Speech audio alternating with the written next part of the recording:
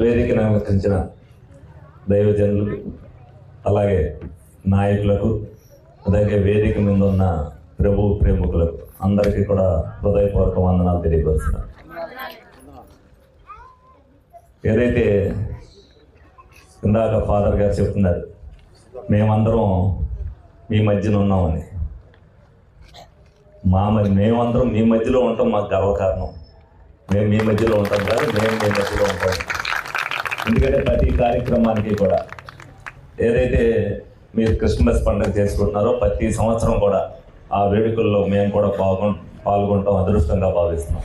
ఏదైతే ఒలివ ప్రార్థనా మందిరం వారు ప్రతి ఏటా కూడా మరి దీన్ని ఒక పండుగ వాతావరణంలో చేస్తూ మమ్మల్ని కూడా అందులో భాగస్వామ్యం చేసినందుకు ముందుగా వారందరికీ కూడా ధన్యవాదాలు తెలుపుకుంటున్నాను.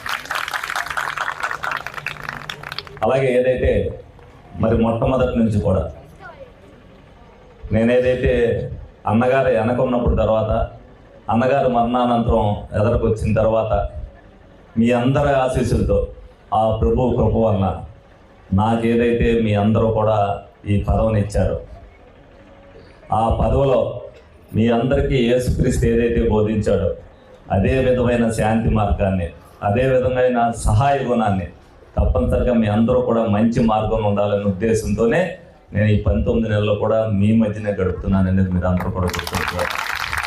ప్రతి ఒక్కరు కూడా ఎవరైతే మా దగ్గరికి వచ్చారో ఎవరికి కూడా అన్యాయం జరగకోకుండా, ఎవరైనా తప్పు చేస్తే వాళ్ళకి కూడా సహనంతో ఈ విధంగా మీరందరూ కూడా మారాలి అని చెప్పి వాళ్ళందరినీ కూడా మార్పు తీసుకెళ్తాలో మా వంతు కృషి తప్పనిసరిగా చేస్తున్నామని మీ అందరికి కూడా తెలియజేస్తాను. అలాగే మరి ఇక్కడ రావడం వల్ల నాతో పాటు చదువుకున్నాడు మా మిత్రుడు, మీ స్పీకర్ అంటే శ్రీధర్.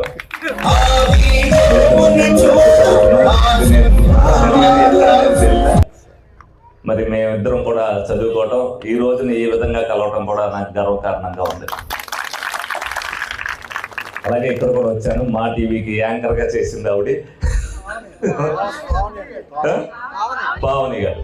మరి నన్ను ఎలక్షన్ ముందు ఇంటర్వ్యూ చేసినప్పుడు నేను కూడా 2-3 ఇంటర్వ్యూలో నేను బాగా చెప్తున్నానా లేదా చెప్పమ్మా అన్నట్టుగా, లేదంటే బాగా చెప్తున్నాను అంటే వాళ్ళకి ఎక్కువ ఉంటుంది. వాళ్ళు ఎందుకంటే ప్రజల నుంచి ప్రజలు నాడి తెలుసుకుని మనం ప్రశ్నిస్తున్నారు కాబట్టి నేను చెప్పే సమాధానం కరెక్ట్గా వస్తుందా లేదా అని కూడా నేను అడగటం, లేదని మీరు బాగానే ఆన్సర్ చేస్తున్నారు. నేను ప్రజల నుంచి దగ్గర నుంచి చూసా, ప్రజల బాధలు చాలా దగ్గర నుంచి చూసా. నిజంగా నేను కూడా ఆ బాధలన్నీ తీర్చే పరిస్థితులు ఏం లేదు, కానీ నేను ఎక్కడికైతే వెళ్తున్నానో అక్కడ నేను చేయవలసిన సాయం నేను చేసి అక్కడికి సంతృప్తి పరిచి వాళ్ళందరినీ కూడా ఒక ఎమ్మెల్యే గారు వచ్చారు అని అంటే మనల్ని పట్టించుకున్నారు అనేది వాళ్ళకి తెలియాలన్న ఉద్దేశంతో వాళ్ళకి సంతృప్తి చెప్తున్నాను. నా దగ్గర ఏం మంత్రదండం లేదు అన్నీ చేయడానికి, కానీ నా శక్తి మించి కూడా అందరికీ కూడా సహాయం చేయాలన్న ఉద్దేశంతో మా నాయకులు అవ్వచ్చు, మేము అవ్వచ్చు, అందరం కూడా ఎప్పుడు కూడా ఎల్లవాళ్ళు అందుబాటులో ఉంటూ మీకు ఏది కావాలంటే అందరూ కూడా చేస్తున్నాం. అలాగే మీ అందరి ఆశీస్సులు, మీ అందరి ప్రార్థన ప్రభు